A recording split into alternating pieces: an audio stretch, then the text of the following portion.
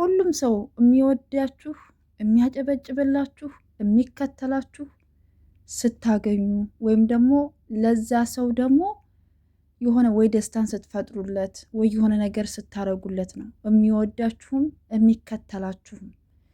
የሆነ ጊዜ ግን ቀን ጥሏችሁ የሆነ ችግር አጋጥሟችሁ የወደቃችሁ ለታ ግን ቀድመው የሚጥሏችሁ ወዳጅ ነን የሚሉ ሰዎች ናቸው።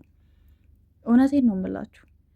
በህይወታችሁ ውስጥ ግን አገኛችሁም አጣችሁም ሳቃችሁም አለቀሳችሁም በምንም አይነት ደስታ ውስጥ እለፉም ሀዘን ውስጥም እለፉ ጥሎ የማይጥላችሁ ፈጣሪ ብቻና ብቻ ነው። ከሰው ልጅ ምንም ነገር አትጠብቁ። ከእናንተ የሆነች ነገር ያገኝ አልኳችሁ፣ ያገኘ ለታ ግን አይለቃችሁ። በቃ ችግሩን እንኳ ለመስማትም ለመረዳትም እንኳ ጊዜ አይሰጣችሁም።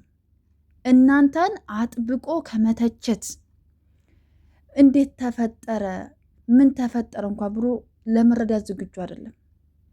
ባያት ነገር ብቻ ጣቱን ይቀስርባችኋል። እንዴ መግደልም ከፈለገ ይገላችኋል። እኔ ያየሁት የተረዳውን ነገር ይሄን ነው። እንደው በዚች 2 ቀን ውስጥ ማለት ነው። በጣም ከባድ ነው። ግን የማያልፍ ጊዜ የለም። ሁሉም ነገር አላፊ ነው። ለሚያልፍ ቀን የማያልፍ ቃል አትናገሩ የሚባለው ለዛ ነው። ሁሉም ነገር አላፊ ነው።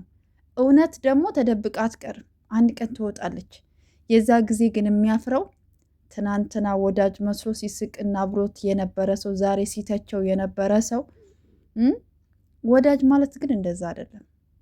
ትናንትና ሲያስቃችሁ የነበረ ስትወዱት የነበረ ስታሽሞነሙኑት የነበረ ዛሬ ግን የሆነች እንቅፋት መታችሁና ያችን እንቅፋት ተጠቅማችሁ እናንተ ደግሞ የባስ ለመጣል የምትሞክሩ ሰዎች በጣም ትገርማላችሁ። ለማግባባት ብትሞክሩስ፣ መልካም አስተያየት ብትሰጡት ምን ችግር አለው? ምንም እኮ ችግር የለውም አደለ? ሰው ሆኖ ማይሳሳት የለም። ሰው ሆኖ ማያጠፋ የለም። በአንድም በሌላም በኩል ችግር ሊያጋጥመው ይችላል። ህይወት ላይ ደግሞ በጣም ብዙ መሰናክሎች አሉ። በሀይሚዬና በብሩኬ ህይወት ውስጥ በጣም ከባባድ ፈተናዎች አልፈዋል። እነሱ ከካሜራ ጀርባ ብዙ ነገር ሊያሳልፉ ይችላሉ። እኛ ደግሞ በካሜራ ፊት ለፊት ደግሞ እያየናቸው በጣም ብዙ ችግር ተጋፍጠው ያለፉ ልጆች ናቸው። ይህንም ቀን እኮ ያልፉታል። እነሱ ነገ አንድ ናቸው። ምናልባት ዛሬ ብዙ ነገር ሊፈጠር ይችላል በህይወታቸው ላይ እውነትም ይሁን ውሸትም ይሁን ምንም ነገር ይፈጠር አልኳችሁ፣ እነሱ ዙሮ አንድ ናቸው። ግን ቢያንስ እንኳ አሁን እነሱ ካሉበት ችግር እንኳ አንጻር እንዲሁ ችግሩን በተቻላችሁ እንኳ አቅም ተረዲታችሁ የሚዋደዱ ልጆች ናቸው፣ የሚፋቀሩ ልጆች ናቸው አደለ? የሀይሚዬ ስሜት ይገባናል። እንደ ሴት ብንረዳት በጣም ከባድ ስሜት ውስጥ እንደምትገባ እናውቃለን። እኛ ብንሆንም የምናረገው ነገር ነው። ግን ደግሞ ሁለቱም የሚዋደዱ የሚፋቀሩ ልጆች ናቸው አደለ?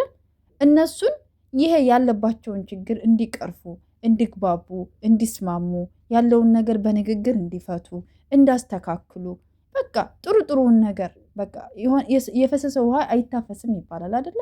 እንደው ነገሩ እንኳ ሆነ ቢባል ማለት ነው እንኳን የማይሆነውን ማለት ነው የማይሆነውን ነገር ማለት ነው። የብሩኬ ልጅ እንዳልሆነች እኮ ሁሉም ሰው ያውቃል፣ እናውቃለን።